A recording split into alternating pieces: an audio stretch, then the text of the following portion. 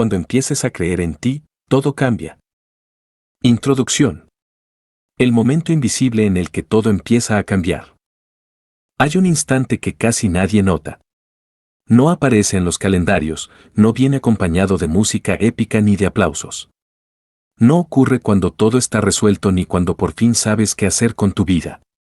De hecho, suele llegar en medio del cansancio, de la confusión o de una noche cualquiera en la que te descubres mirando al techo con más preguntas que respuestas. Ese instante es silencioso, íntimo y profundamente humano. Es el momento invisible en el que todo empieza a cambiar, aunque por fuera nada parezca diferente. Muchas personas creen que la transformación comienza cuando tomas una gran decisión, cuando te atreves a dejar algo atrás o cuando alcanzas una meta importante. Pero la verdad es que todo empieza antes. Empieza cuando algo dentro de ti se mueve apenas 1 centímetro. Cuando, aún sin fuerza ni claridad, empiezas a sospechar que la vida que llevas no es la única posible. Cuando por primera vez te permites pensar, aunque sea en voz baja, tal vez no estoy roto, tal vez no soy el problema, tal vez puedo vivir de otra manera. Este libro nace exactamente ahí. No desde la seguridad, sino desde la duda. No desde la cima, sino desde el camino. No desde alguien que lo tiene todo resuelto, sino desde alguien que también se perdió, se cuestionó, se sintió pequeño, tuvo miedo y aún así decidió seguir caminando. Si estás leyendo esto, no asumas que es casualidad. Tal vez no sepas aún qué es lo que necesitas cambiar, pero algo en ti ya está despierto. Y eso, aunque no lo parezca, lo cambia todo. Crecer escuchando que debe ser de cierta forma, cumplir ciertas expectativas y no fallar suele tener un costo invisible. Aprendemos a sobrevivir, a adaptarnos, a encajar.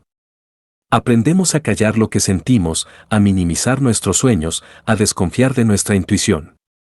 Poco a poco, sin darnos cuenta, empezamos a alejarnos de nosotros mismos. No porque queramos, sino porque creemos que es necesario. Y un día despertamos sintiéndonos extraños en nuestra propia vida, preguntándonos cuándo fue que dejamos de creer en nosotros. Ese quiebre no siempre viene acompañado de un gran dolor. A veces es más sutil.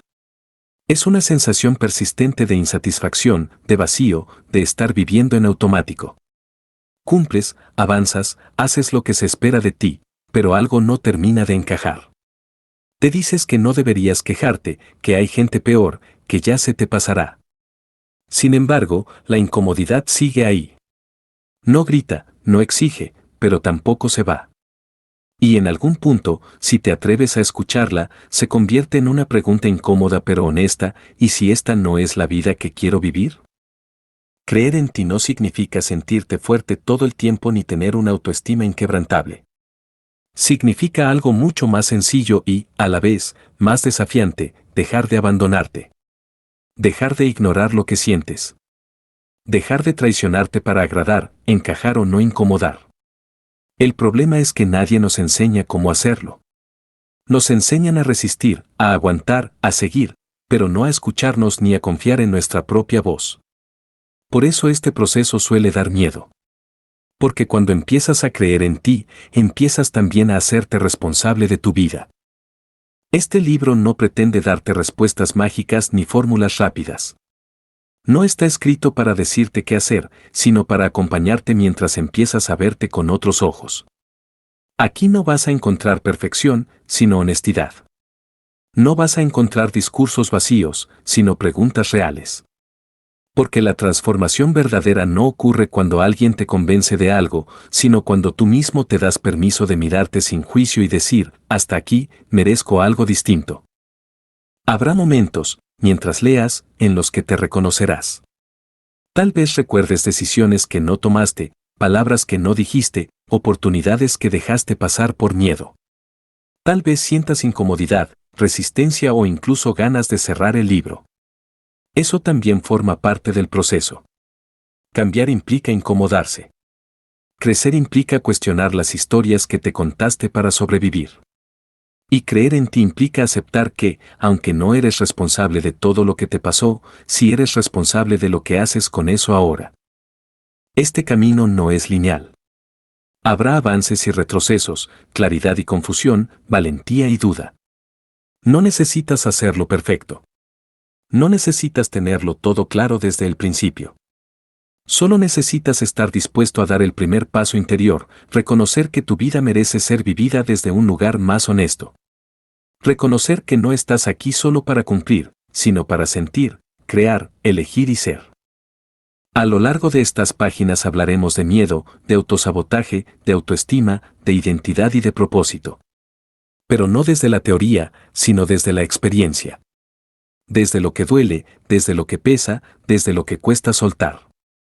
También desde lo que libera, lo que fortalece y lo que empieza a florecer cuando te atreves a confiar un poco más en ti.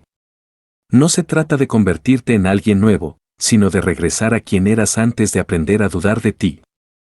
Tal vez hoy no confías plenamente en tus decisiones. Tal vez sientes que llegaste tarde, que perdiste tiempo, que otros avanzaron más rápido. Déjame decirte algo con total honestidad, no estás tarde. Estás aquí.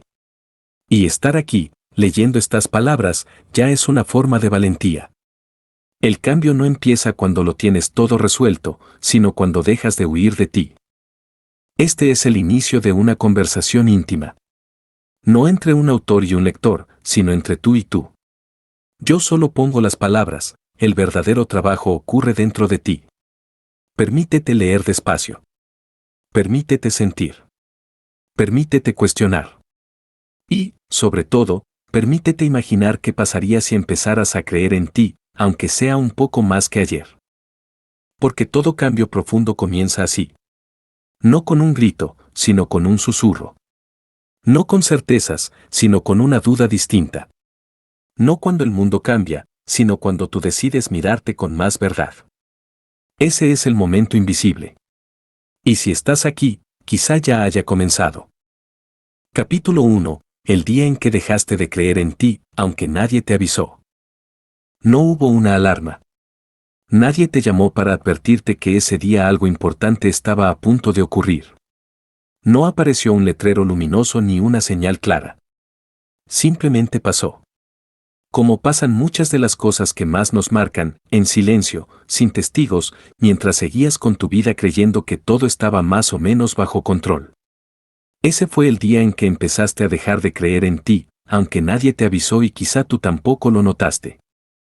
Porque perder la fe en uno mismo no suele ser un acto consciente. No es una decisión que se toma de frente, con convicción. Es un proceso lento, casi imperceptible, que se va instalando en pequeñas escenas cotidianas. Empieza cuando callas una idea por miedo a que parezca tonta. Continúa cuando aceptas menos de lo que mereces para evitar un conflicto.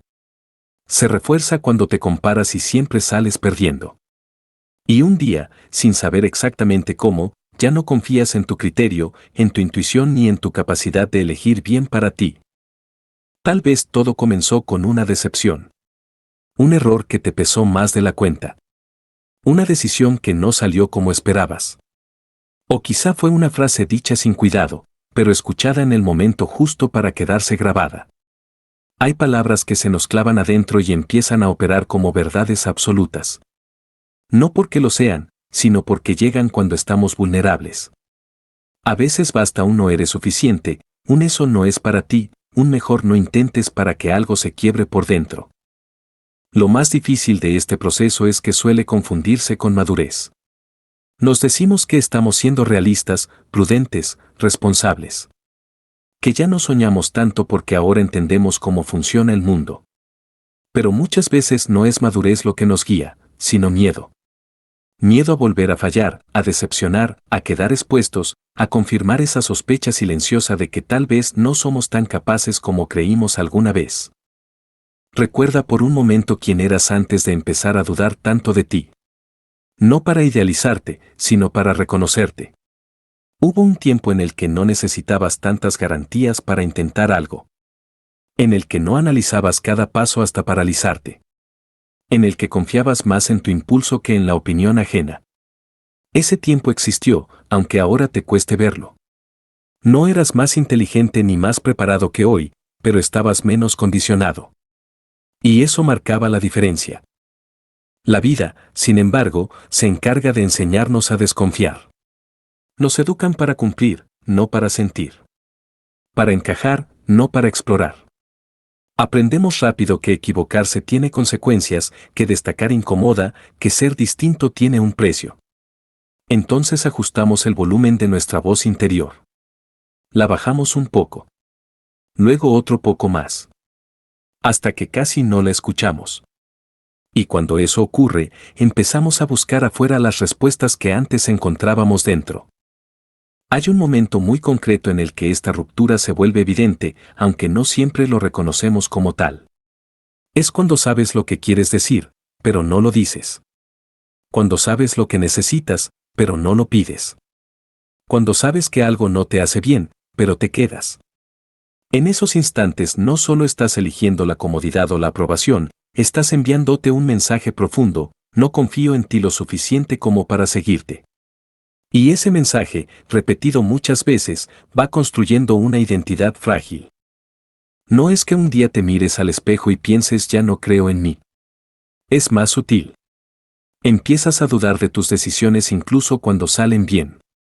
Te cuesta celebrar tus logros porque siempre encuentras algo que podría haber sido mejor. Minimizarte se vuelve un reflejo. Pedir permiso, una costumbre. Y sin darte cuenta, empiezas a vivir una versión reducida de ti, no porque no puedas más, sino porque dejaste de creerte capaz.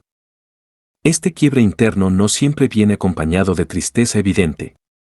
A veces se manifiesta como apatía, como una sensación constante de estar cansado sin razón clara. Otras veces aparece como irritación, como una exigencia excesiva hacia ti mismo o hacia los demás. También puede disfrazarse de control, de querer tenerlo todo calculado para no sentirte vulnerable otra vez. Cada persona encuentra su propia manera de protegerse cuando deja de confiar en sí. Lo que casi nunca hacemos es detenernos a mirar este proceso con honestidad. Preferimos seguir adelante, distraernos, ocuparnos. Porque mirar de frente el momento en que empezamos a abandonarnos duele. Duele reconocer que muchas de las limitaciones que hoy sentimos no vienen solo de afuera, sino de decisiones internas que tomamos para no sufrir. Decisiones comprensibles, humanas, pero que con el tiempo dejaron de protegernos y empezaron a encerrarnos. Tal vez te enseñaron que creer en ti es arrogante, que confiar demasiado es peligroso, que es mejor no esperar mucho para no decepcionarte. Y así aprendiste a vivir con expectativas bajas, no porque no desearas más, sino porque temías perderlo. Pero vivir a la defensiva tiene un costo alto.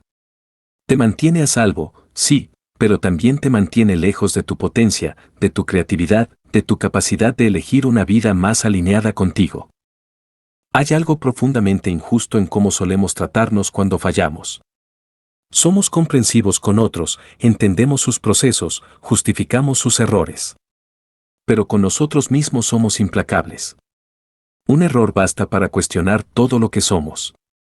Una caída basta para dudar de todo el camino recorrido. Como si el valor personal dependiera de no equivocarse nunca. Como si ser humano fuera un defecto. Ese día en que dejaste de creer en ti no te convirtió en alguien débil. Te convirtió en alguien herido. Y hay una diferencia enorme entre ambas cosas. Las heridas no definen quién eres, solo muestran por dónde has pasado. El problema es que cuando no se miran, cuando no se atienden, empiezan a dirigir la vida desde la sombra. Empiezan a decidir por ti, aunque tú creas que ya la superaste. Quizá hoy te cueste confiar incluso cuando la evidencia está a tu favor. Quizás sientes que necesitas validación constante, aprobación, certezas externas para avanzar. Eso no significa que no tengas capacidad, significa que te acostumbraste a no apoyarte en ti. Y desaprender eso lleva tiempo, paciencia y una honestidad que a veces asusta. Porque implica reconocer que has vivido mucho tiempo desde un lugar más pequeño del que te correspondía. No se trata de culparte por ello. Hiciste lo que pudiste con las herramientas que tenías. En algún momento, dudar de ti fue una forma de cuidarte.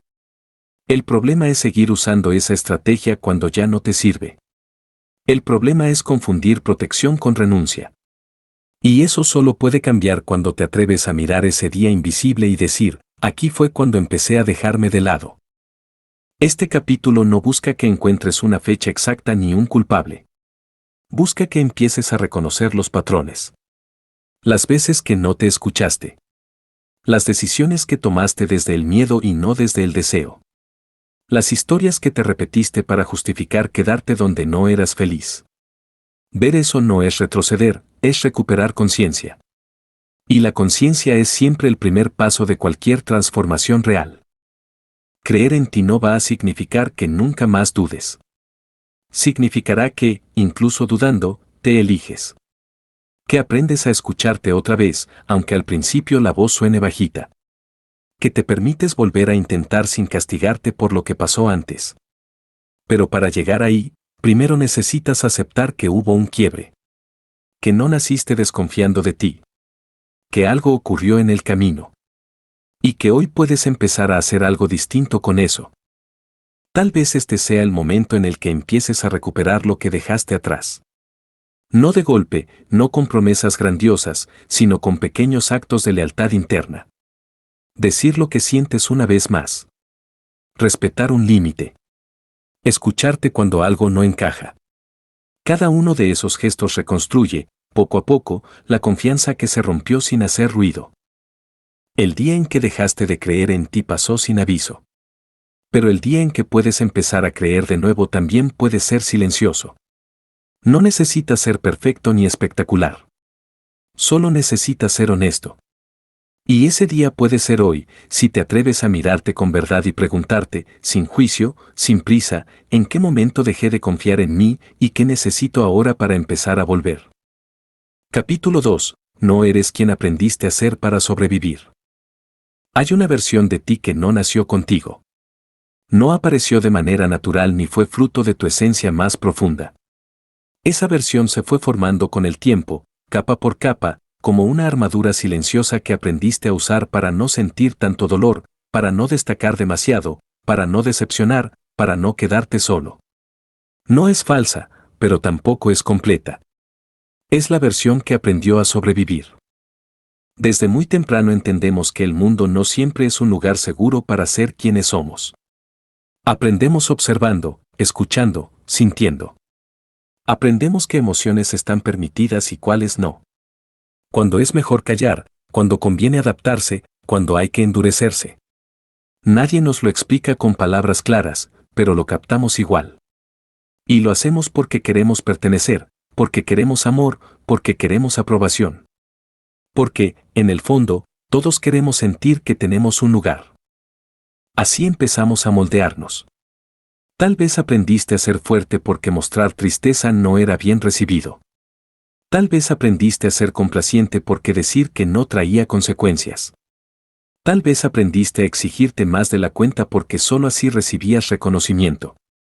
No lo hiciste mal. Lo hiciste como pudiste. Cada adaptación fue una respuesta inteligente a un entorno que no siempre supo acompañarte. El problema no es haber aprendido a sobrevivir. El problema es haberte quedado a vivir ahí. Con el tiempo, esa versión adaptada empieza a confundirse con tu identidad. Ya no recuerdas cuando comenzaste a comportarte así. Ya no sabes si realmente eres de esa manera o si simplemente te acostumbraste. Te dices yo soy así cuando en realidad lo que eres es alguien que aprendió a protegerse. Y protegerse no es lo mismo que vivir. Protegerse es encogerse un poco para no ser golpeado. Vivir es expandirse, aún sabiendo que existe el riesgo. Hay una tristeza particular que aparece cuando empiezas a darte cuenta de esto. No es una tristeza ruidosa, sino una melancolía suave, persistente. Es la sensación de haber dejado partes tuyas en el camino. De haber traicionado sueños pequeños y grandes. De haberte acostumbrado a una vida que funciona, pero no vibra. Muchas personas no llegan nunca a ponerle palabras a esa sensación. Simplemente la cargan, como un cansancio que no se va. Tal vez hoy te reconoces en roles que ya no te representan del todo. El responsable, el fuerte, el que siempre puede, el que no necesita ayuda, el que no se equivoca, el que se adapta. Roles que en algún momento te salvaron, pero que ahora te pesan.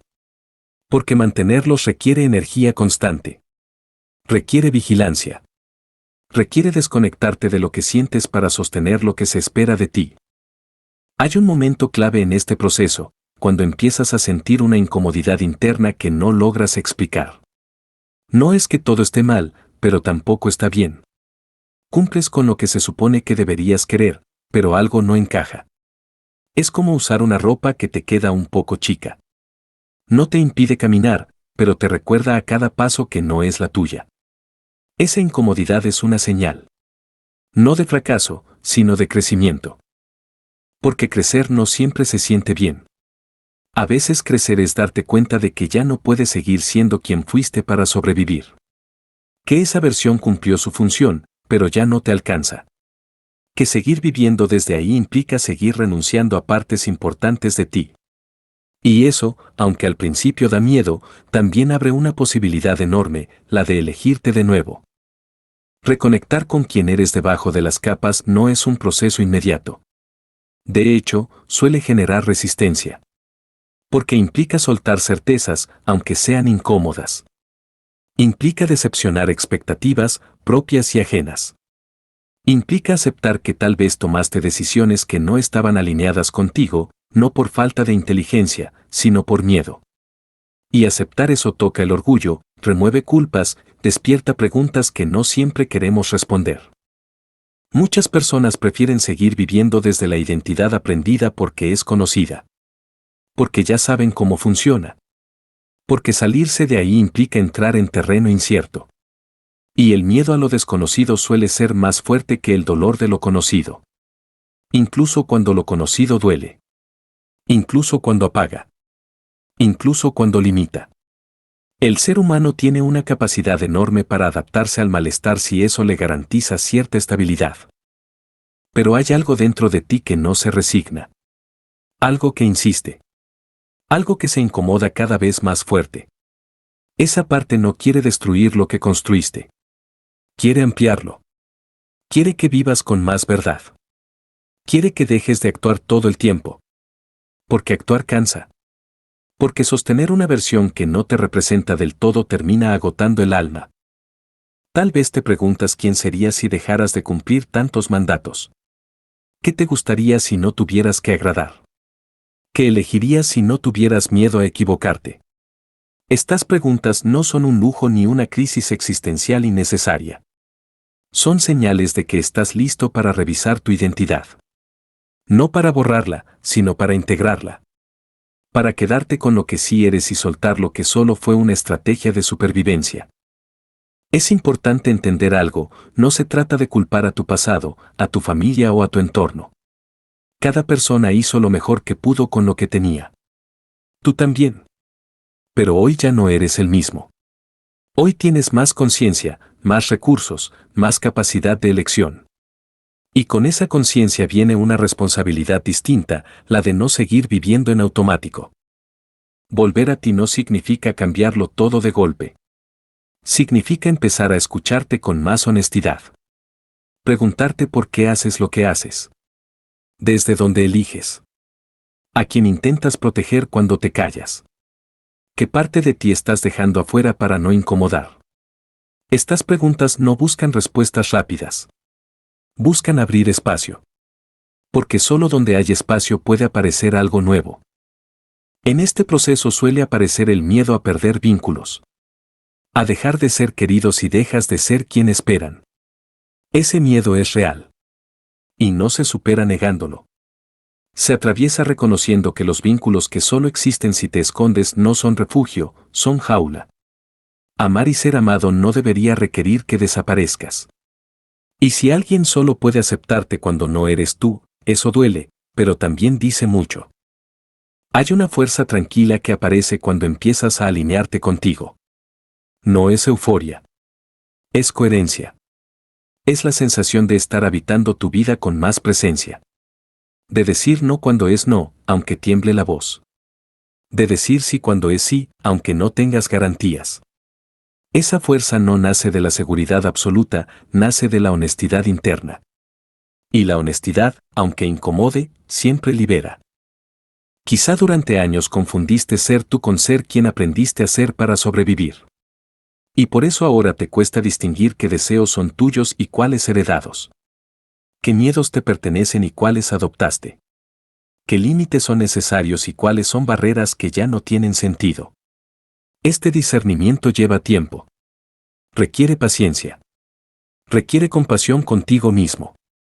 Porque no estás empezando de cero, estás regresando. Regresar a ti no es un acto egoísta. Es un acto de responsabilidad. Porque cuando no vives desde tu verdad, tarde o temprano lo pagas en forma de frustración, resentimiento o desconexión. Y eso también afecta a quienes te rodean. Vivir alineado no garantiza felicidad constante, pero sí una sensación profunda de integridad. De saber que, incluso cuando te equivocas, estás siendo fiel a ti. Este capítulo no pretende empujarte a una revolución inmediata. Pretende invitarte a una observación honesta. A reconocer qué partes de tu identidad nacieron del miedo y cuáles del deseo. A darte permiso de cambiar de opinión, de dirección, de versión. Porque no eres una estructura fija. Eres un proceso vivo. Y crecer implica actualizarte.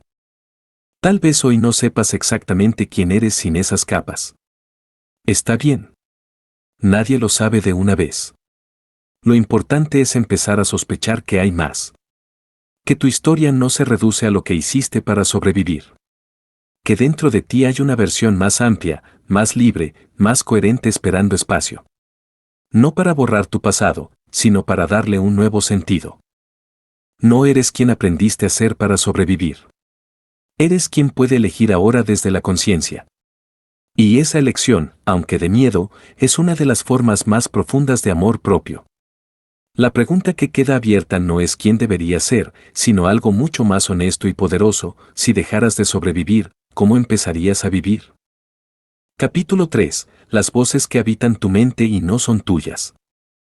La mayoría de las personas cree que piensa por sí misma.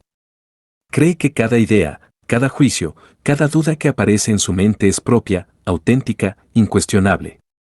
Pero si te detienes a escuchar con atención, descubrirás algo inquietante y liberador al mismo tiempo: muchas de las voces que dirigen tu vida no nacieron en ti. Llegaron desde afuera, se instalaron sin pedir permiso y, con el paso del tiempo, aprendiste a confundirlas con tu identidad. No es fácil reconocerlo, porque esas voces no gritan. No dicen esto no es tuyo. Hablan con familiaridad. Usan tu idioma emocional. Se expresan con frases que has escuchado tantas veces que ya no recuerdas su origen. Son comentarios internos que aparecen cuando vas a intentar algo nuevo, cuando te expones, cuando te equivocas o cuando estás a punto de elegir algo importante. Y casi siempre su mensaje es parecido: no te arriesgues, no exageres, no sueñes tanto, no es para ti. Estas voces se forman muy temprano.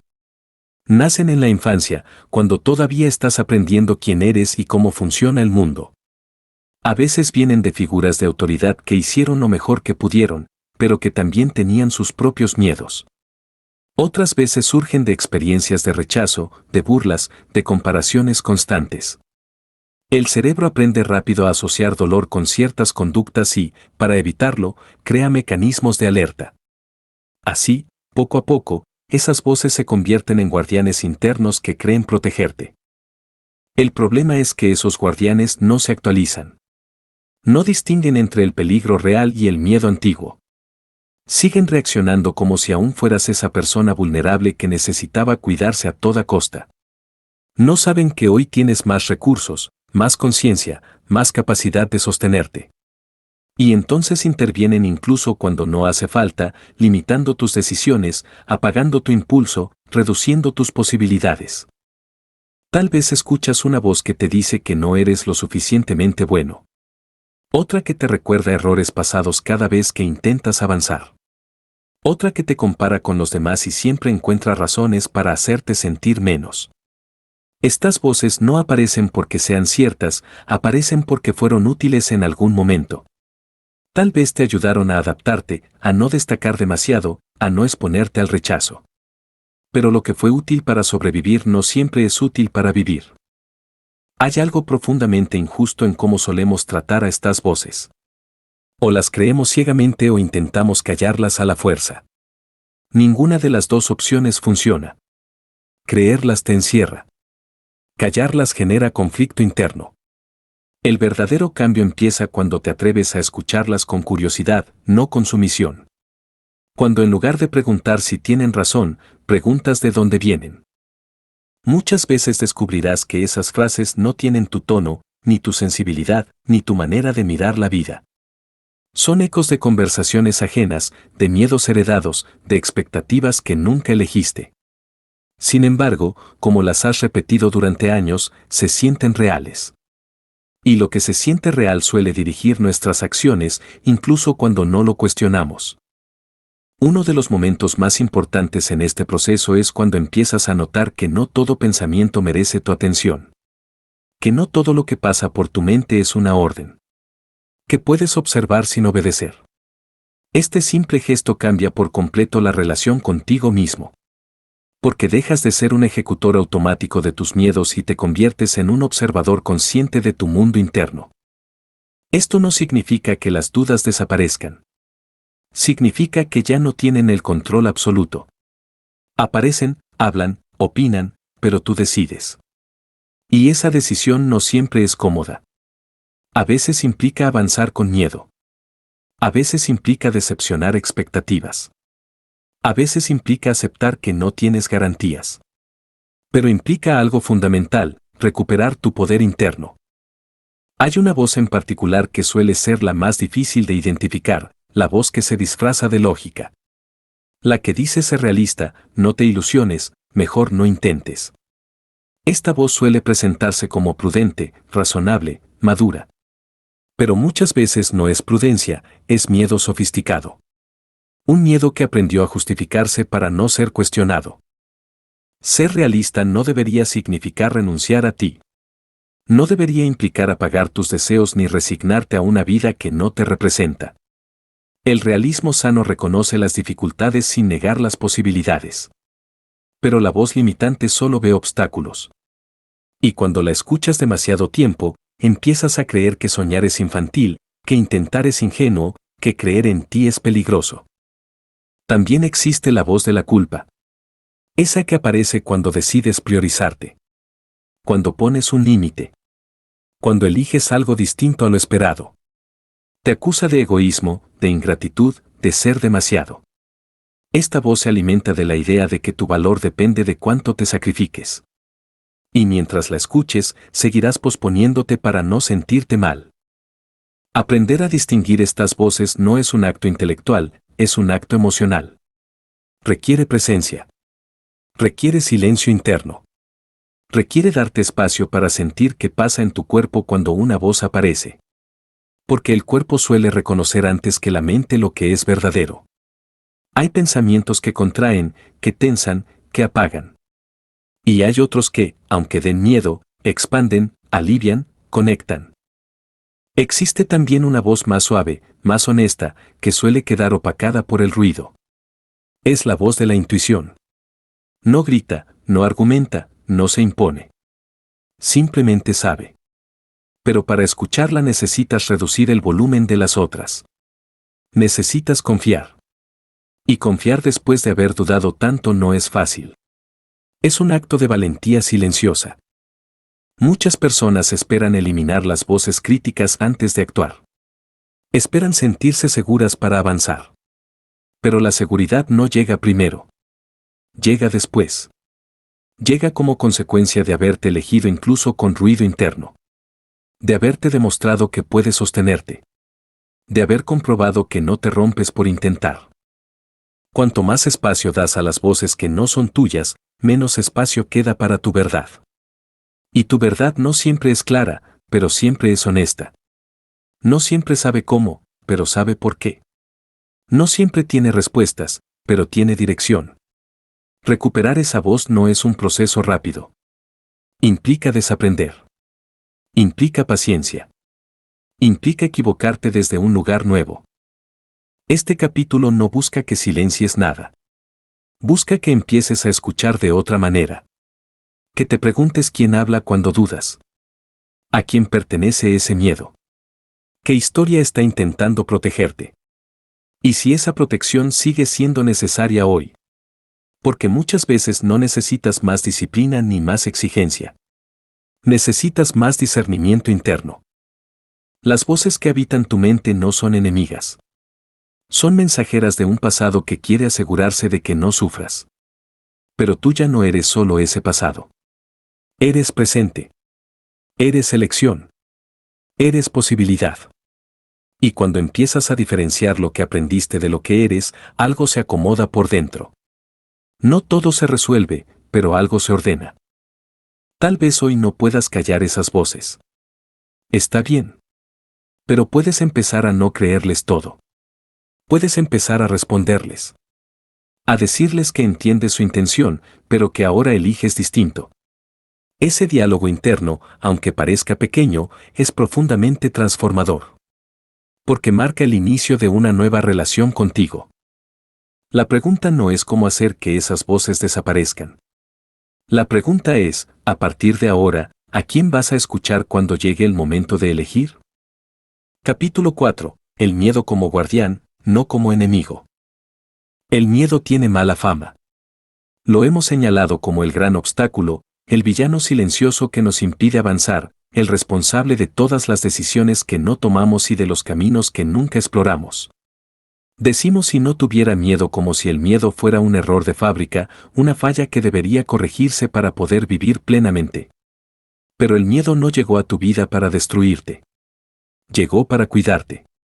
El problema no es que exista, sino que haya tomado un lugar que no le corresponde. El miedo es una de las emociones más antiguas que habitan en nosotros. Apareció mucho antes que los planes, los sueños y las metas. Apareció para garantizar la supervivencia. Para alertar, para frenar, para proteger. Gracias al miedo, nuestros antepasados sobrevivieron a peligros reales. Gracias al miedo, aprendimos a evaluar riesgos. El miedo, en su función original, no era una cárcel, sino un sistema de alarma. El conflicto comenzó cuando esa alarma empezó a sonar incluso cuando no había un incendio. Con el tiempo, el miedo dejó de reaccionar solo ante amenazas físicas y empezó a activarse frente a situaciones emocionales. El rechazo, el fracaso, la humillación, el abandono comenzaron a sentirse tan peligrosos como un ataque real. El cuerpo no distingue entre una herida física y una herida emocional profunda.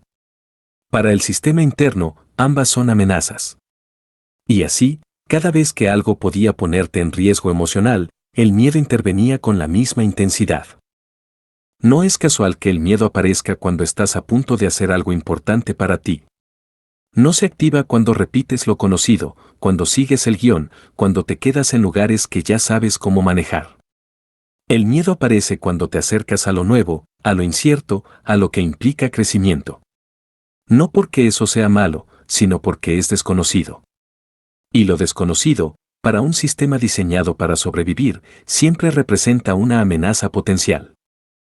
Aquí es donde muchas personas se confunden. Interpretan la presencia del miedo como una señal de que algo está mal. Piensan que si sienten miedo es porque no deberían hacerlo. Entonces retroceden, se detienen, postergan. Pero pocas veces se preguntan qué pasaría si el miedo no estuviera ahí para impedir, sino para advertir. ¿Qué pasaría si, en lugar de huir del miedo, aprendieran a escucharlo sin obedecerlo ciegamente? El miedo no sabe de sueños. No entiende de propósito. No tiene visión a largo plazo. Su único objetivo es mantenerte a salvo ahora. Y a veces, para lograrlo, exagera. Usa recuerdos del pasado, experiencias dolorosas, fracasos anteriores para convencerte de que no avances. Te muestra escenarios catastróficos, te recuerda lo que salió mal, te hace dudar de tus capacidades. No porque quiera sabotearte, sino porque cree que así te protege. Hay una parte de ti que se acostumbró a vivir bajo el mando del miedo. Aprendió a negociar con él. A veces incluso le agradece. Gracias a este miedo no me expongo, gracias a este miedo no fracaso, gracias a este miedo no me ilusiono. Pero esa gratitud tiene un costo, una vida más pequeña. Una vida con menos riesgo, sí, pero también con menos verdad. El miedo se vuelve un problema cuando deja de ser un guardián y se convierte en un carcelero. Cuando ya no te cuida del peligro real, sino que te encierra en lo conocido. Cuando empieza a decidir por ti sin preguntarte qué quieres. Cuando su voz se vuelve más fuerte que tu deseo. En ese punto, no estás viviendo desde la conciencia, estás reaccionando desde una herida. Muchas personas creen que las más valientes son las que no sienten miedo. Pero eso no es valentía, es desconexión. La verdadera valentía no consiste en eliminar el miedo, sino en avanzar a pesar de él. En reconocer su presencia sin permitir que tome el control. En entender que el miedo puede viajar contigo, pero no puede conducir. Hay un momento clave en la relación con el miedo, cuando dejas de preguntarte cómo eliminarlo y empiezas a preguntarte qué intenta proteger. Detrás de cada miedo hay una intención positiva. Tal vez intenta protegerte de sentirte insuficiente, de revivir un rechazo, de confirmar una creencia dolorosa. Cuando comprendes eso, la relación cambia. Ya no es una lucha, es un diálogo.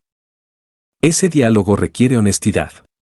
Requiere que te sientes contigo y reconozcas qué es lo que realmente temes. No el miedo superficial, sino el profundo. No tengo miedo de cambiar de trabajo, sino tengo miedo de no valer sin este rol. No tengo miedo de terminar esta relación, sino tengo miedo de quedarme solo. Cuando nombras el miedo real, pierde parte de su poder. Porque deja de operar desde la sombra. El miedo suele amplificarse cuando no se escucha. Cuando se ignora o se reprime, busca otras formas de manifestarse. Aparece como ansiedad, como bloqueo, como procrastinación, como irritabilidad. Pero cuando se escucha con respeto, se calma. No desaparece, pero baja el volumen. Porque se siente visto. Hay algo importante que necesitas entender, el miedo no es el opuesto de la confianza. Pueden coexistir. Puedes confiar en ti y aún así sentir miedo. Puedes saber qué es lo correcto y aún así temblar. El problema es creer que la confianza llega cuando el miedo se va. La confianza se construye caminando con miedo, no esperándolo desaparecer. Cada vez que avanzas a pesar del miedo, envías un mensaje profundo a tu sistema interno, puedo sostenerme. Ese mensaje no se aprende leyendo, se aprende viviendo. Y cada experiencia en la que no te rompes, en la que sobrevives al intento, debilita el dominio del miedo. No porque el mundo se vuelva más seguro, sino porque tú te vuelves más fuerte internamente. Hay miedos que no se van nunca. Y eso está bien. El miedo a perder, el miedo a equivocarte, el miedo a ser juzgado. No se trata de erradicarlos, sino de no permitir que definan tu vida. Porque si esperas a no tener miedo para vivir, vivirás esperando. También es importante diferenciar entre miedo e intuición. El miedo grita, acelera, confunde. La intuición es más silenciosa, más firme, más clara. El miedo te aleja de ti. La intuición te acerca. Aprender a distinguirlos lleva tiempo y práctica. Pero es posible. Y cuando lo logras, empiezas a tomar decisiones más alineadas, incluso en medio de la incertidumbre. Hay un tipo de miedo que aparece justo antes de un salto importante. No es pánico, es vértigo. Es la sensación de estar dejando atrás algo conocido sin saber exactamente qué viene después. Ese miedo no es una señal de peligro, es una señal de transición. Y muchas de las decisiones más significativas de la vida vienen acompañadas de ese vértigo. Si miras hacia atrás con honestidad, probablemente descubrirás que los momentos que más te hicieron crecer estuvieron llenos de miedo. Mudarte, terminar una etapa, empezar algo nuevo, decir una verdad incómoda. No eran decisiones libres de miedo, eran decisiones más grandes que el miedo. Y eso es lo que las hizo transformadoras. El miedo se alimenta de la inacción. Cuanto más postergas, más grande se vuelve. Porque el espacio vacío se llena de imaginación negativa. Pero cuando actúas, incluso con pasos pequeños, el miedo se reduce. No porque desaparezca, sino porque pierde argumentos. La acción es uno de los antídotos más poderosos contra el miedo paralizante. Este capítulo no busca convencerte de que el miedo es bueno ni romantizarlo. Busca que lo veas con más matices. Que dejes de pelearte con él y empieces a entenderlo. Porque pelearte con una parte de ti siempre termina agotándote. Integrarla, en cambio, te fortalece. Tal vez hoy el miedo está muy presente en tu vida. Tal vez sientes que te limita, que te frena, que te impide ser quien podría ser. No te juzgues por eso. El miedo no habla de debilidad, habla de sensibilidad. Habla de que hay algo importante en juego. Y lo importante merece atención. El cambio profundo no ocurre cuando el miedo se va, sino cuando tú decides no dejar que decida por ti. Cuando reconoces su presencia y aún así eliges avanzar. Cuando entiendes que el miedo puede advertirte, pero no definirte. Cuando aceptas que vivir implica riesgo, pero también sentido. El miedo puede ser un guardián sabio si aprendes a escucharlo sin entregarle el control. Puede acompañarte, alertarte, recordarte que algo importa. Pero la dirección de tu vida te corresponde a ti. Y la pregunta que queda abierta, con honestidad y coraje, es esta: cuando el miedo aparezca, como siempre lo hará, ¿vas a dejar que te detenga o vas a permitir que te acompañe mientras eliges avanzar? Capítulo 5. El autosabotaje, cuando eres tú quien se pone el freno. Hay un momento especialmente desconcertante en el camino personal, cuando empiezas a darte cuenta de que no siempre es el mundo el que te detiene. No siempre son las circunstancias, la falta de oportunidades o las personas alrededor. A veces, y duele admitirlo, eres tú. No de manera consciente ni malintencionada, sino a través de patrones silenciosos que se activan justo cuando algo importante está por suceder. A eso lo llamamos autosabotaje, aunque la palabra suene dura. En realidad, es una estrategia aprendida para protegerte del dolor, incluso cuando esa protección termina alejándote de lo que deseas. El autosabotaje no se presenta como un enemigo evidente. No llega diciendo quiero que fracases. Llega disfrazado de excusas razonables, de cansancio repentino, de distracciones constantes, de perfeccionismo extremo, de postergación infinita. Llega cuando estás a punto de avanzar un paso más, cuando algo empieza a tomar forma, cuando la posibilidad de lograrlo se vuelve real. Y entonces algo ocurre, pierdes el impulso, dudas de nuevo, encuentras 1000 razones para frenar. Muchas personas creen que se autosabotean porque son débiles o indisciplinadas. Pero esa mirada solo profundiza el problema. El autosabotaje no nace de la falta de fuerza, nace del miedo. Miedo a fallar, sí, pero también miedo a lograrlo. Porque lograrlo implica exponerte, sostenerte, redefinir quién eres. Implica dejar atrás la identidad conocida, incluso cuando esa identidad te limita. Hay una seguridad extraña en no intentarlo del todo. Mientras no des el paso completo, siempre puedes decir que habrías podido lograrlo. Mientras no te comprometas por completo, el fracaso no se confirma. Y esa ambigüedad, aunque frustrante, se siente más segura que arriesgarlo todo. El autosabotaje vive ahí, en ese espacio intermedio donde no avanzas, pero tampoco renuncias del todo. Tal vez reconoces este patrón en tu vida. Empiezas algo con entusiasmo y, cuando aparecen los primeros obstáculos o cuando el compromiso aumenta, pierdes constancia. O te exiges tanto que cualquier error te parece imperdonable y abandonas. O te llenas de tareas secundarias para evitar enfocarte en lo importante.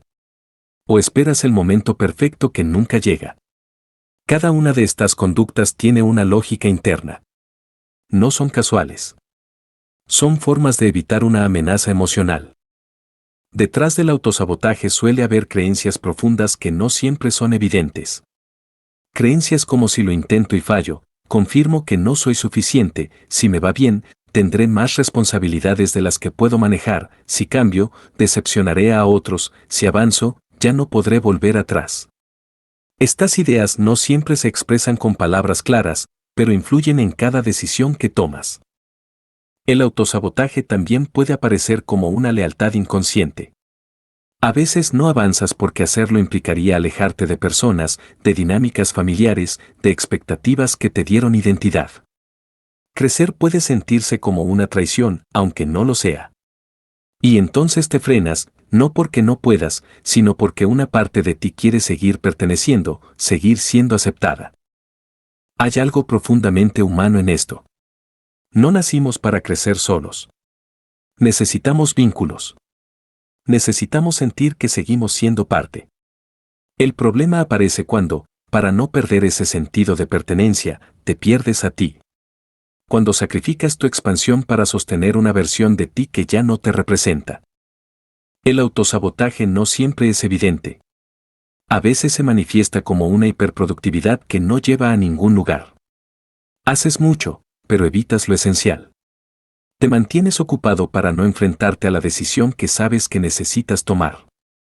Otras veces aparece como una autoexigencia constante que nunca se satisface. Nada es suficiente, nada está listo, nada merece ser mostrado. Así, el miedo se esconde detrás de la perfección. También puede aparecer como una narrativa interna muy convincente. Te dices que no es el momento, que ahora no puedes, que más adelante será mejor. Y aunque a veces eso es cierto, muchas otras es solo una forma elegante de postergar. El autosabotaje es paciente. Sabe esperar. Sabe adaptarse. Cambia de forma para no ser detectado. Uno de los aspectos más dolorosos del autosabotaje es la culpa que genera.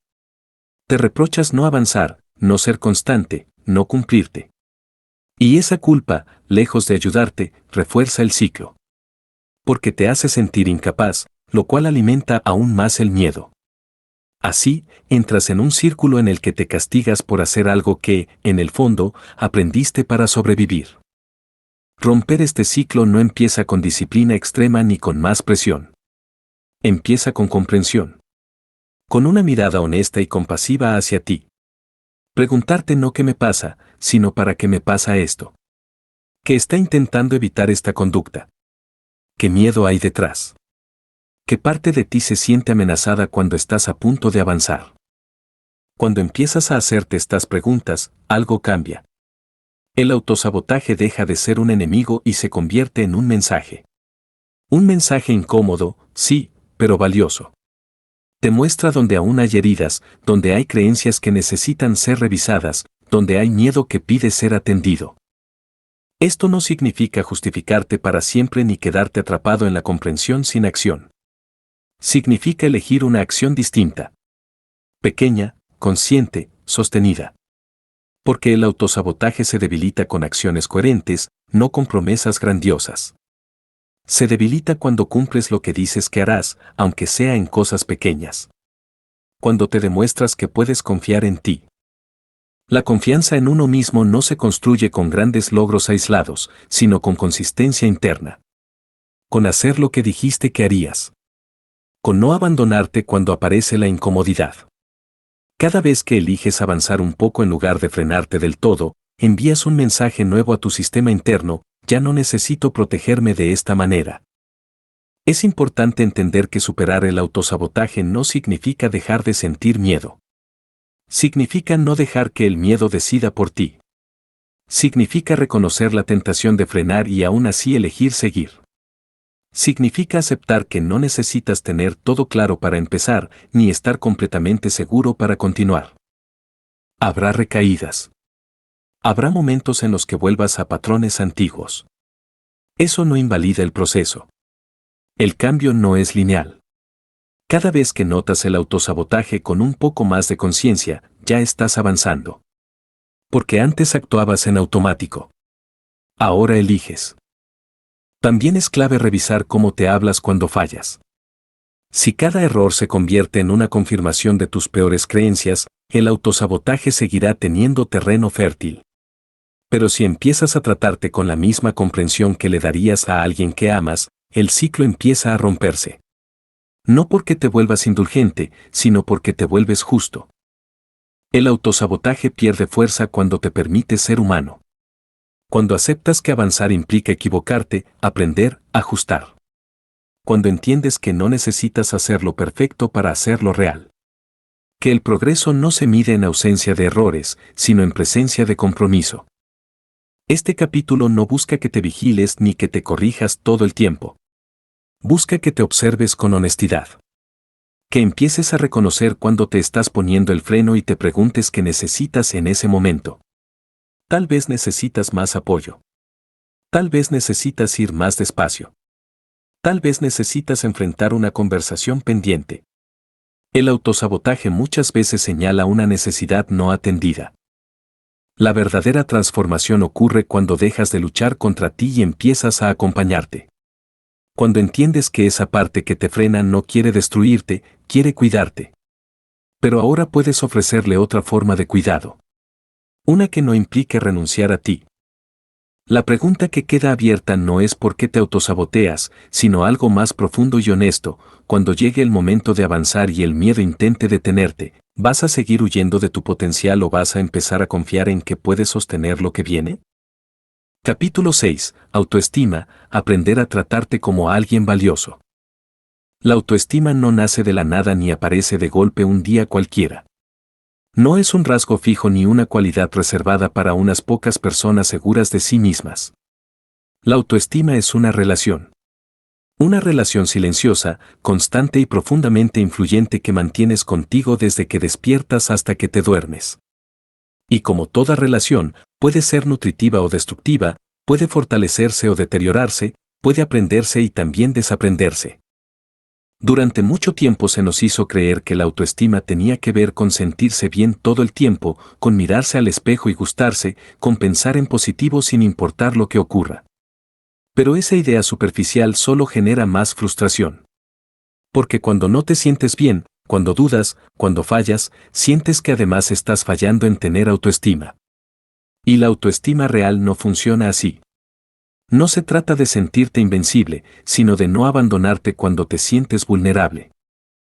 Aprender a tratarte como alguien valioso implica revisar cómo te hablas cuando nadie escucha. Implica observar con honestidad el tono de tu diálogo interno, las palabras que te dices cuando te equivocas, cuando no cumples tus expectativas, cuando te comparas. Muchas personas descubren, con sorpresa y dolor, que jamás le hablarían a otro como se hablan a sí mismas. Hay dureza, desprecio, impaciencia. Y todo eso se normaliza tanto que parece parte del carácter, cuando en realidad es una herida. Esa forma de tratarte no apareció porque sí. Se construyó con el tiempo.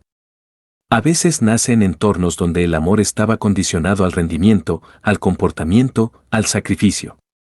Otras veces surge de experiencias de rechazo, de críticas constantes, de comparaciones que te hicieron sentir insuficiente.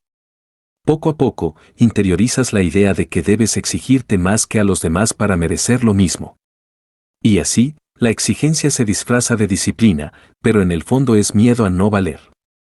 La autoestima no se trata de pensar que eres mejor que otros. Se trata de reconocer que no eres menos.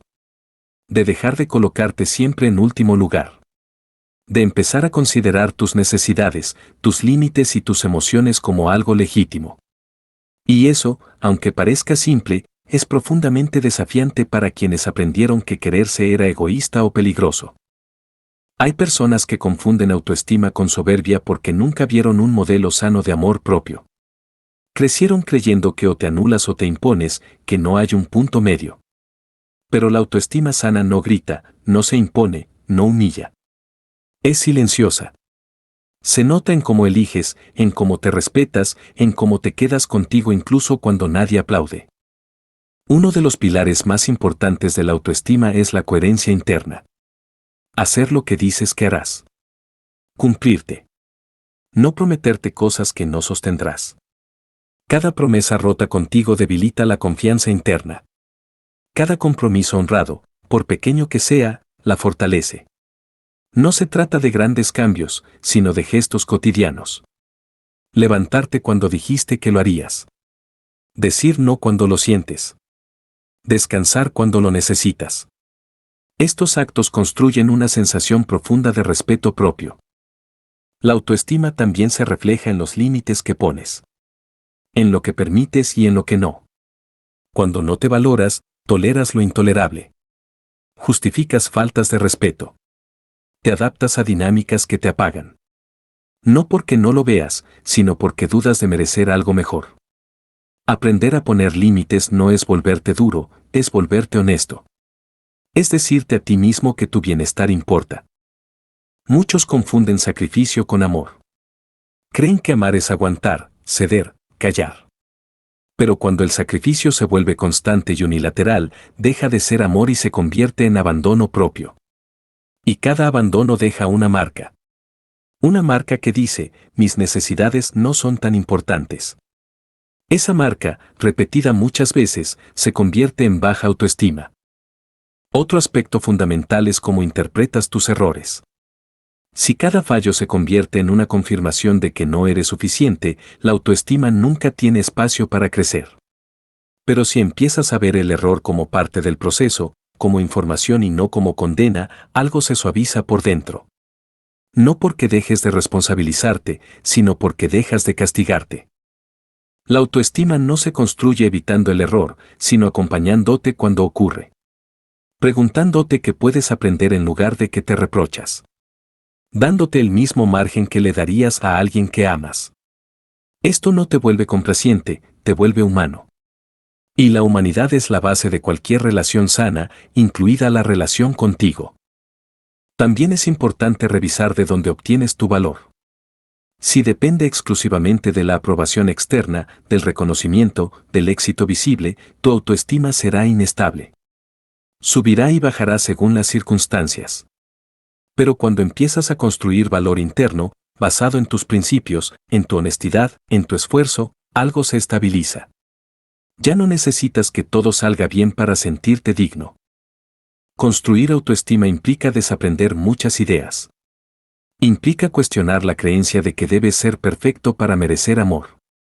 Implica soltar la comparación constante, que solo alimenta la sensación de carencia. Cada persona tiene su ritmo, su proceso, su historia. Compararte es ignorar tu propio camino. Y cada vez que lo haces, te alejas un poco más de ti. La relación contigo también se expresa en cómo te cuidas. No solo físicamente, sino emocionalmente. En si te permites descansar sin culpa. En si escuchas tu cansancio. En si te das permiso para sentir tristeza, miedo o enojo sin juzgarte. Reprimir emociones no es fortaleza, es desconexión. Y la desconexión debilita la autoestima porque te aleja de tu experiencia real. Hay un momento clave en este proceso, cuando dejas de preguntarte si mereces algo y empiezas a preguntarte si te hace bien. Ese cambio de enfoque transforma muchas decisiones. Ya no eliges desde la carencia, sino desde el respeto.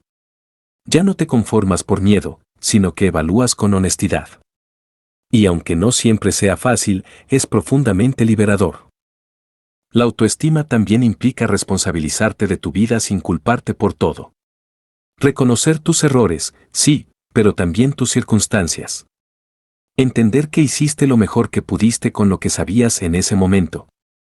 Y que ahora, con más conciencia, puedes elegir distinto. La culpa perpetua no construye nada. La responsabilidad consciente sí. Aprender a tratarte como alguien valioso no significa que nunca más dudes de ti.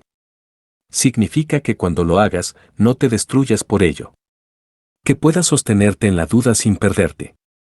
Que recuerdes que tu valor no está en juego cada vez que algo sale mal. Que entiendas que eres más que tus resultados. Este capítulo no busca darte una lista de afirmaciones ni convencerte de que te mires con optimismo forzado. Busca algo más profundo y duradero, que empieces a relacionarte contigo desde el respeto. Que te hables con más verdad y menos violencia. Que te escuches. Que te cuides. Que te cumplas. La autoestima no se encuentra, se practica. Se construye en decisiones pequeñas, repetidas. En cómo eliges quedarte contigo incluso cuando no te gustas del todo. En cómo te sostienes cuando fallas. En cómo te tratas cuando nadie está mirando. Y la pregunta que queda abierta, como una invitación honesta, es esta: si empezaras hoy a tratarte como alguien verdaderamente valioso, ¿qué cambiaría en la forma en que te hablas, en lo que permites y en las decisiones que tomas? Capítulo 7. Elegirte incluso cuando dudas. Elegirte no es un acto heroico ni una declaración grandilocuente frente al mundo. No ocurre en momentos perfectos ni cuando todo está claro. De hecho, casi nunca llega acompañado de seguridad absoluta. Elegirte sucede, la mayoría de las veces, cuando estás cansado, confundido, con miedo y sin certezas. Sucede cuando, aún así, decides no abandonarte. Y eso, aunque no siempre se sienta así, es una de las formas más profundas de valentía que existen.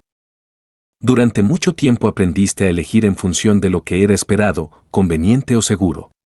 Aprendiste a postergarte para no incomodar, a adaptarte para no perder, a callar para no generar conflicto. Elegir a otros antes que a ti se volvió una costumbre tan arraigada que llegó a parecerte natural. Y cuando esa forma de vivir se prolonga, empiezas a sentir una distancia interna difícil de explicar. No estás mal, pero tampoco estás bien. Estás lejos de ti. Elegirte implica romper con esa inercia. Implica preguntarte, a veces por primera vez con verdadera honestidad, ¿qué necesitas tú? No qué deberías necesitar, no qué sería lógico, no qué haría feliz a los demás. ¿Qué necesitas tú? Y esa pregunta, tan simple en apariencia, suele generar incomodidad. Porque cuando no estás acostumbrado a escucharte, no siempre sabes qué responder. Dudar es parte del proceso. No hay elección auténtica sin duda. La duda no es una señal de debilidad, es una señal de conciencia. Significa que estás saliendo del automático, que estás considerando posibilidades, que estás evaluando consecuencias. El problema no es dudar, el problema es dejar que la duda te paralice o te empuje a elegir siempre lo mismo, aun cuando ya sabes que eso no te hace bien. Elegirte cuando dudas no significa tener todas las respuestas. Significa confiar en que puedes acompañarte incluso si te equivocas. Significa entender que no necesitas garantías para empezar a respetarte. Muchas personas esperan sentirse seguras para tomar decisiones alineadas consigo mismas, pero la seguridad no llega antes. Llega después, como resultado de haberte elegido una y otra vez. Hay decisiones que parecen pequeñas desde afuera, pero que internamente lo cambian todo. Decir no a algo que ya no quieres. Pedir lo que necesitas sin disculparte por ello. Alejarte de un vínculo que te apaga. Dar un paso hacia algo que te ilusiona aunque no sepas cómo saldrá. Cada una de esas decisiones tiene un costo emocional. Elegirte no siempre se siente bien al principio. A veces se siente solo. A veces se siente egoísta. A veces se siente aterrador. Gran parte de esa incomodidad viene de creencias antiguas. Creencias que asocian el amor con el sacrificio, la bondad con la renuncia, la responsabilidad con el olvido propio. Pero elegirte no significa dejar de amar ni de ser considerado. Significa dejar de desaparecer. Significa entender que no puedes dar desde un lugar vacío sin terminar resentido o agotado. Hay una trampa muy común en este camino: esperar aprobación. Esperar que otros entiendan, validen o celebren tus elecciones. A veces eso ocurre, pero muchas veces no, y si condicionas tu elección a la comprensión ajena, seguirás posponiéndote. Elegirte implica asumir que no todos estarán de acuerdo, que no todos comprenderán, que algunos se molestarán. Y aún así, seguir adelante. Esto no significa volverte indiferente ni insensible. Significa asumir la responsabilidad de tu vida. Significa entender que nadie más puede vivirla por ti. Que nadie más va a cargar con las consecuencias de tus renuncias silenciosas. Que cada vez que eliges desde el miedo a perder a otros, te pierdes un poco a ti. Elegirte también implica revisar las historias que te cuentas para no hacerlo. Historias como: no es tan grave, puedo aguantar un poco más, no quiero ser exagerado, hay cosas más importantes. Estas frases suenan razonables, pero muchas veces son formas elegantes de evitar una decisión incómoda. No todo lo que puedes soportar debes soportarlo. La capacidad de aguante no es una medida de amor propio. Hay momentos en los que elegirte se siente como un acto de fe. No sabes si estás haciendo lo correcto, solo sabes que seguir como estabas ya no es una opción. Esos momentos son bisagras. No porque garanticen un resultado, sino porque marcan un cambio interno. A partir de ahí, ya no eres el mismo. Has cruzado una línea invisible, la de empezar a confiar en tu criterio. Elegirte incluso cuando dudas implica desarrollar una relación más honesta contigo. Escuchar tus señales internas, aunque no siempre sean claras. Reconocer tu cansancio sin juzgarlo. Validar tus emociones sin exagerarlas ni minimizarlas. Esta escucha no te convierte en alguien débil, te convierte en alguien presente. Y la presencia es la base de cualquier decisión consciente. También implica aprender a tolerar la incomodidad. Porque crecer incomoda. Cambiar incomoda.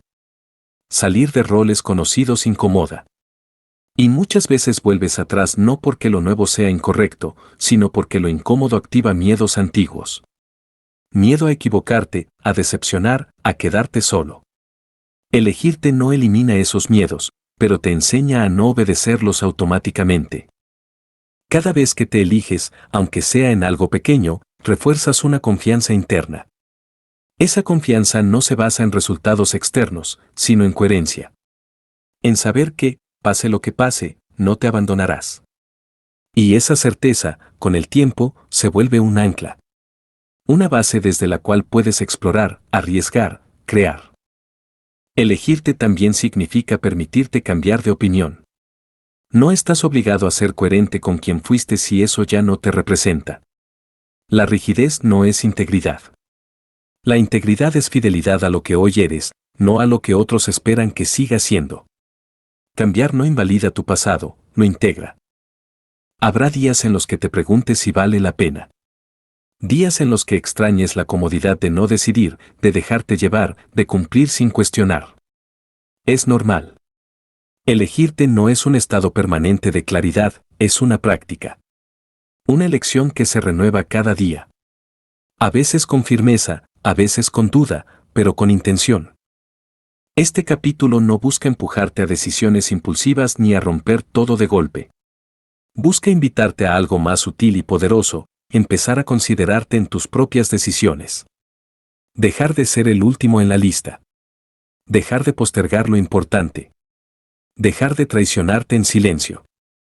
Elegirte incluso cuando dudas es decirte, no tengo todas las respuestas, pero confío en que puedo acompañarme. Es elegir avanzar con miedo en lugar de quedarte quieto por miedo. Es aceptar que no hay caminos sin riesgo, pero sí caminos con más verdad. Y la pregunta que queda abierta, sin urgencia pero con honestidad, es esta: si hoy te eligieras un poco más, aunque aún dudes, ¿qué decisión empezarías a tomar diferente? Capítulo 8. Cuando empiezas a creer en ti, cambian tus decisiones.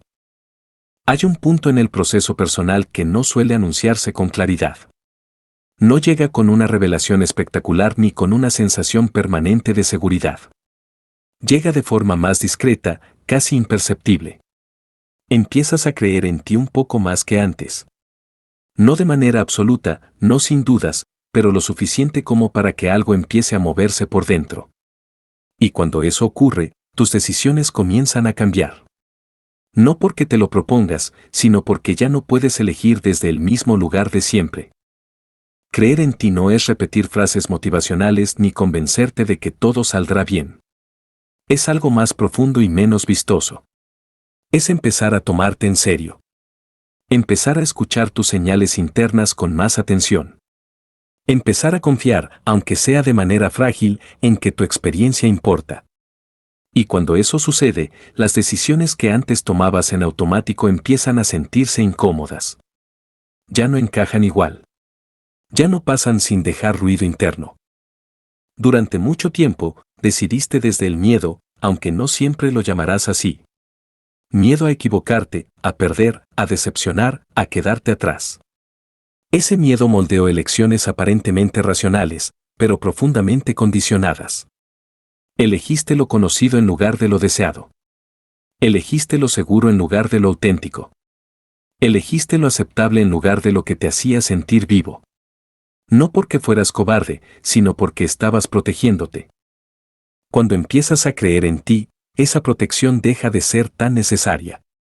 No desaparece del todo, pero pierde poder. Ya no necesitas esconderte tanto. Ya no necesitas justificar cada deseo. Ya no necesitas pedir permiso interno para existir. Y entonces, sin darte cuenta, empiezas a elegir distinto. Empiezas a decir no con menos culpa. No porque te vuelvas duro, sino porque te vuelves claro. Empiezas a decir sí con más presencia, no por obligación, sino por elección. Empiezas a notar qué conversaciones te drenan y cuáles te nutren. Qué lugares te apagan y cuáles te expanden. Qué compromisos te pesan y cuáles te sostienen. Esa claridad no viene de la lógica, viene del cuerpo, de la emoción, de la experiencia acumulada. Creer en ti cambia la forma en que eliges relaciones.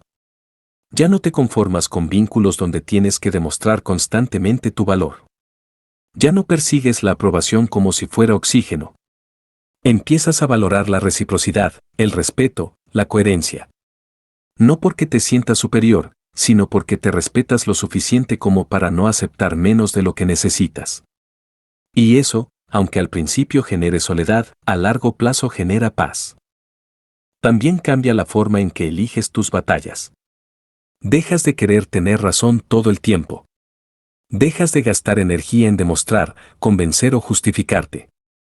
Empiezas a elegir el silencio cuando antes elegías la explicación interminable.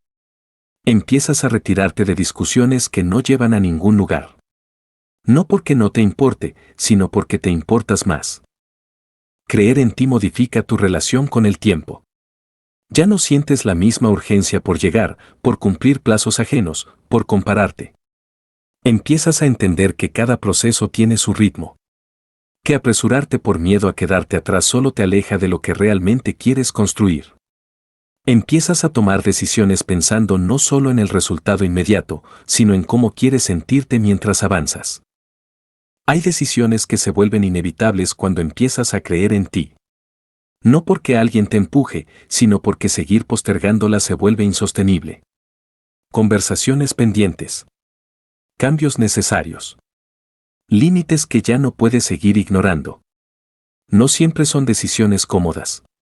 De hecho, muchas veces son dolorosas. Pero hay algo distinto, ya no te traicionas para evitarlas. Creer en ti no te convierte en alguien que nunca duda. Te convierte en alguien que ya no se paraliza por la duda. La duda sigue ahí, pero ya no tiene la última palabra. Puedes dudar y avanzar. Puedes temer y elegir. Puedes no estar seguro y aún así confiar en que sabrás responder a lo que venga. Esa confianza no es arrogancia, es experiencia interna. También cambia tu forma de interpretar los errores. Cuando no crees en ti, cada error se siente como una amenaza a tu valor. Cuando empiezas a creer, el error se convierte en parte del camino. Duele, incomoda, pero no te destruye. Ya no te defines por lo que salió mal. Aprendes, ajustas, continúas. Esa resiliencia no nace de la perfección, nace de la relación que tienes contigo. Creer en ti impacta en decisiones pequeñas y grandes. En cómo organizas tu día. En cuánto descansas. En cómo te alimentas. En qué proyectos aceptas y cuáles rechazas. En cuánto te exiges y cuánto te cuidas. Empiezas a notar que tu energía es limitada y valiosa. Y decides administrarla con más conciencia. También cambia tu relación con el éxito.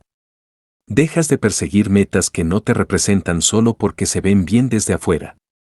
Empiezas a redefinir qué significa para ti una vida lograda. Tal vez no sea acumular, sino equilibrar.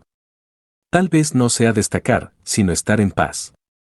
Tal vez no sea llegar rápido, sino llegar siendo tú. Esa redefinición transforma profundamente tus decisiones. Creer en ti te vuelve más responsable, no menos. Porque ya no puedes culpar siempre a otros o a las circunstancias. Empiezas a reconocer tu poder de elección, incluso en situaciones difíciles. No controlas todo lo que ocurre, pero sí cómo respondes. Y esa respuesta se vuelve más consciente, más alineada, más honesta. Hay un momento en el que te das cuenta de que algunas puertas se cierran cuando empiezas a creer en ti. Personas que se alejan. Dinámicas que se rompen. Oportunidades que ya no encajan. Eso puede doler. Pero también abre espacio. Espacio para nuevas formas de vincularte, de crear, de vivir. No todo lo que se pierde es una pérdida. Algunas cosas se van porque ya no pueden acompañarte en la versión que estás construyendo. Creer en ti también implica aceptar que no todas las decisiones serán entendidas. Habrá quien piense que cambiaste demasiado, que te volviste egoísta, que ya no eres el mismo. Y en parte es cierto. No eres el mismo. Eres alguien que empezó a escucharse. Y eso incomoda a quienes estaban acostumbrados a tu silencio. Este proceso no es lineal ni definitivo. Habrá momentos en los que vuelvas a dudar, a complacer, a postergarte. No es un retroceso, es parte del aprendizaje. Cada vez que te das cuenta y eliges distinto, fortaleces el músculo interno de la confianza. No porque todo salga bien, sino porque te sostienes. Creer en ti no elimina los problemas, pero cambia desde donde los enfrentas. Ya no te sientes tan solo contigo. Ya no te atacas en medio de la dificultad. Te acompañas. Te preguntas qué necesitas. Te das permiso para ajustar el rumbo sin sentir que fracasaste. Esa flexibilidad es una forma madura de confianza. Hay decisiones que solo puedes tomar cuando empiezas a creer en ti. Decisiones que antes parecían imposibles. No porque el mundo haya cambiado, sino porque tú cambiaste la forma de mirarte. Y esa mirada nueva transforma todo lo demás. Este capítulo no pretende decirte qué decisiones tomar. Pretende mostrarte que la raíz de tus elecciones importa. Que no es lo mismo decidir desde el miedo que desde la confianza. Que no es lo mismo elegir para sobrevivir que elegir para vivir. Y que creer en ti, incluso de manera imperfecta, es un acto que reorganiza toda tu vida. La pregunta que queda abierta no es qué vas a decidir mañana, sino algo más profundo y constante, desde qué lugar interno quieres seguir eligiendo a partir de ahora. Porque cuando empiezas a creer en ti, aunque sea un poco más, ya no puedes fingir que no sabes lo que necesitas. Y esa conciencia, una vez que despierta, no vuelve a dormirse. Capítulo 9. El coraje de vivir desde quien realmente eres. Llega un punto en el camino en el que ya no puedes seguir engañándote. No porque tengas todas las respuestas, sino porque has desarrollado una sensibilidad nueva hacia tu propia verdad. Ya no logras ignorar lo que sientes, ni justificar lo que te duele, ni silenciar lo que te llama. Ese punto no siempre es cómodo, pero es profundamente revelador. Es el inicio de una vida más honesta. Vivir desde quien realmente eres no es una meta a alcanzar, es una decisión que se renueva cada día. Y requiere coraje. Durante mucho tiempo, vivir desde quien realmente eres parecía un lujo. Algo reservado para personas valientes, talentosas o afortunadas. Para quienes no tenían tantas responsabilidades, para quienes habían tenido mejores oportunidades. Pero esa idea es una trampa. Vivir desde tu verdad no es un privilegio, es una necesidad. Porque cuando no lo haces, el costo se acumula lentamente, en forma de frustración, de cansancio existencial, de relaciones vacías, de una sensación persistente de estar desperdiciando algo importante. Ser tú mismo no significa mostrarlo todo ni decirlo todo. No implica vivir sin filtros ni sin límites. Implica coherencia. Implica que lo que piensas, sientes y haces no estén en constante conflicto. Implica dejar de actuar para sobrevivir y empezar a responder desde la conciencia. Y eso requiere un tipo de valentía que no siempre es reconocida, porque no se ve desde afuera. El coraje del que hablamos aquí no es ausencia de miedo. Es la disposición a avanzar con miedo. Es la capacidad de sostener la incomodidad que aparece cuando eliges distinto. Cuando dejas de cumplir expectativas ajenas. Cuando te atreves a decir verdades que antes callabas. Cuando aceptas que no encajarás en todos los lugares ni con todas las personas. Ese coraje no se construye de un día para otro, se cultiva. Vivir desde quien realmente eres implica aceptar que no todos los vínculos sobrevivirán. Algunas relaciones estaban sostenidas por la versión que aprendiste a ser para agradar, para encajar, para no perder. Cuando esa versión empieza a desaparecer, la relación se resiente.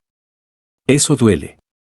Porque no solo pierdes personas, pierdes historias, rutinas, identidades compartidas. Pero aferrarte a vínculos que solo existen si te escondes es una forma de abandono propio. También implica revisar tus propias expectativas. A veces eres tú quien más exige ser coherente, correcto, constante. Y esa exigencia puede convertirse en otra forma de traición si no deja espacio para el error, el cambio y la duda. Vivir desde tu verdad no significa tener siempre claridad. Significa no mentirte cuando no la tienes. Significa permitirte ajustar el rumbo sin sentir que fracasaste. Hay momentos en los que vivir desde quien eres se siente como caminar sin mapa. Ya no te guían tanto las reglas externas, pero tu voz interna aún está aprendiendo a hablar con firmeza. Es un territorio nuevo, incierto. Y ahí aparece la tentación de volver atrás, a lo conocido, a lo cómodo, a lo que no exige tanto. No porque lo anterior fuera mejor, sino porque era familiar. Resistir esa tentación es parte del proceso. El coraje también se manifiesta en lo cotidiano. En decisiones pequeñas que parecen insignificantes, pero que sostienen una vida auténtica. Elegir descansar sin culpa. Decir que no puedes. Pedir ayuda. Reconocer que algo ya no te representa. Estos gestos no llenan titulares, pero construyen integridad. Y la integridad es la base de una vida vivida desde la verdad. Vivir desde quien realmente eres no garantiza felicidad constante. Garantiza algo más profundo, sentido. La sensación de que, incluso en los momentos difíciles, estás donde necesitas estar. De que no estás traicionándote para encajar. De que tus decisiones, aunque imperfectas, nacen de un lugar honesto. Esa sensación no elimina el dolor, pero lo vuelve más llevadero, porque tiene propósito. Hay una parte de ti que siempre supo quién eras. Tal vez quedó enterrada bajo miedos, exigencias y adaptaciones. Tal vez fue silenciada por mucho tiempo. Pero no desapareció. Esa parte se manifiesta como intuición, como incomodidad, como anhelo persistente. Escucharla requiere silencio interno. Requiere desacelerar. Requiere dejar de justificarte y empezar a escucharte. Este camino no te vuelve especial ni superior. Te vuelve responsable. Porque cuando empiezas a vivir desde tu verdad, ya no puedes culpar tanto a los demás ni a las circunstancias. Empiezas a reconocer tu poder de elección, incluso cuando las opciones son limitadas. Y esa responsabilidad puede pesar, pero también libera. Porque te devuelve la autoría de tu vida. Vivir desde quien realmente eres implica aceptar que no todos entenderán tu proceso. Habrá quien prefiera la versión antigua de ti. Habrá quien cuestione tus cambios. Habrá quien intente devolverte al lugar que ocupabas. No siempre por maldad, muchas veces por miedo. Pero no estás aquí para ser comprendido por todos. Estás aquí para ser honesto contigo. El coraje también consiste en sostenerte cuando dudas de nuevo. ¿Por qué dudarás? Habrá días en los que te preguntes si estás haciendo lo correcto. Días en los que el ruido externo se haga fuerte. Días en los que extrañes la simplicidad de no elegir. Esos días no invalidan nada. Son parte de vivir despierto. Y vivir despierto es más exigente que vivir en automático, pero también es infinitamente más pleno. A lo largo de este libro hemos hablado de miedo, de autosabotaje, de autoestima, de decisiones. Todo converge aquí. Vivir desde quien realmente eres no es un destino final, es una práctica. Una elección diaria de escucharte, respetarte y acompañarte. No siempre lo harás bien. No siempre lo harás a tiempo. Pero cada intento cuenta. Tal vez no puedas cambiarlo todo ahora. Tal vez no sepas aún cómo vivir plenamente alineado contigo. Está bien. El coraje no consiste en tenerlo todo resuelto, sino en no ignorar más lo que sabes. En dar pasos pequeños pero sinceros. En elegir la verdad por encima de la comodidad una y otra vez. Este capítulo no busca cerrar nada de manera definitiva. Busca abrir. Abrir una forma distinta de estar en el mundo. Más presente. Más consciente. Más honesta. Vivir desde quien realmente eres no es una versión idealizada de ti, es una versión viva, cambiante, humana.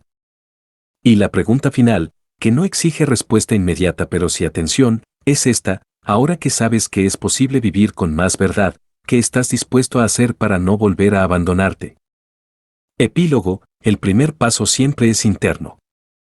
No hay un cierre definitivo para un proceso como este. No existe una línea final que puedas cruzar y decir listo, ya está, ya creo plenamente en mí. La vida no funciona así. Creer en ti no es un estado permanente, es una relación viva, cambiante, que se construye y se reconstruye a lo largo del tiempo. Por eso este epílogo no es un final, es una pausa consciente. Un momento para respirar, mirar hacia adentro y reconocer dónde estás ahora. Si llegaste hasta aquí, algo en ti ya cambió, aunque no sepas explicarlo del todo. Tal vez no tomaste aún grandes decisiones. Tal vez sigues teniendo dudas, miedos, contradicciones. Pero hay una diferencia fundamental entre el tú que empezó este libro y el tú que lo termina, ahora sabes. Sabes que no estabas roto. Sabes que muchas de tus limitaciones no eran falta de capacidad, sino miedo aprendido. Sabes que puedes elegirte, incluso cuando dudas. Y ese conocimiento ya no se puede desver. El cambio real no siempre se nota desde afuera. A veces se manifiesta en silencios nuevos, en pensamientos distintos, en incomodidades que antes no existían. A veces se siente como una especie de inquietud honesta que no te deja volver del todo a la vida en automático. Esa inquietud no es un problema, es una señal. Es tu conciencia pidiendo coherencia. Es tu verdad tocando la puerta. Quizá esperabas sentirte más fuerte al terminar este libro. Más seguro. Más claro. Y si no es así, no te preocupes. La claridad no siempre llega primero. A veces lo que llega es una pregunta nueva, más profunda, más honesta. Y esa pregunta es el verdadero inicio. Porque las preguntas correctas abren caminos que las respuestas rápidas nunca podrían mostrarte. No subestimes el poder de los pequeños actos. Creer en ti no se demuestra con discursos, se practica en decisiones cotidianas. En cómo te hablas cuando fallas. En si respetas un límite que sabes que necesitas. En si te escuchas cuando algo no encaja. En si te das permiso para cambiar de opinión. Cada uno de esos gestos es una forma silenciosa de amor propio. Habrá días en los que retrocedas. Días en los que vuelvas a callarte, a postergarte, a dudar más de la cuenta. No conviertas eso en una condena. Convertir el proceso en una exigencia más es otra forma de violencia interna. El camino no es lineal. La conciencia va y viene. Lo importante no es no caer, sino reconocer más rápido cuando te estás abandonando y elegir volver.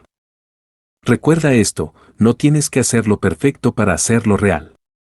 No necesitas convertirte en alguien distinto para creer en ti. No necesitas eliminar el miedo, ni tenerlo todo resuelto. Solo necesitas algo mucho más humano y alcanzable, honestidad contigo. La honestidad de admitir lo que sientes. La honestidad de reconocer lo que ya no quieres. La honestidad de aceptar que mereces una vida que no te apague. Creer en ti también implica paciencia. Contigo. Con tus tiempos. Con tus procesos. No estás tarde. No perdiste tu oportunidad. No llegaste después que todos. Estás exactamente donde estás y desde ahí puedes empezar. El único momento que realmente importa es este. El único paso que importa es el siguiente. Y ese paso no tiene que ser grande. Solo tiene que ser sincero. Tal vez nadie aplauda tus cambios. Tal vez nadie los note. Tal vez incluso haya quien no los entienda. Está bien. Este camino no es para demostrar nada. Es para habitar tu vida con más verdad. Y esa verdad, aunque no siempre sea cómoda, siempre libera algo por dentro. Si alguna vez dudas de nuevo, vuelve a lo esencial. Pregúntate desde dónde estás eligiendo. ¿Desde el miedo o desde el respeto? ¿Desde la costumbre o desde la conciencia? ¿Desde la necesidad de agradar o desde la necesidad de ser fiel a ti? No siempre elegirás perfecto, pero cada vez que eliges con honestidad, fortaleces la relación más importante que tendrás en tu vida, la relación contigo. Este libro no vino a salvarte ni a transformarte por sí solo. Vino a acompañarte mientras recuerdas algo que siempre estuvo ahí. Que tu voz importa. Que tu experiencia es válida. Que tu vida merece ser vivida desde un lugar más auténtico. El resto no se construye leyendo, se construye viviendo. Así que no te lleves todo de una vez. Llévate una idea, una frase, una sensación. Algo que te acompañe cuando vuelvas a dudar. Algo que te recuerde que no estás solo contigo. Que puedes sostenerte. que puedes aprender. Que puedes empezar otra vez, cuantas veces sea necesario. Porque al final, todo cambia cuando empiezas a creer en ti. No porque el mundo se transforme mágicamente, sino porque tú dejas de darte la espalda. Y ese gesto, silencioso pero poderoso, es el verdadero comienzo.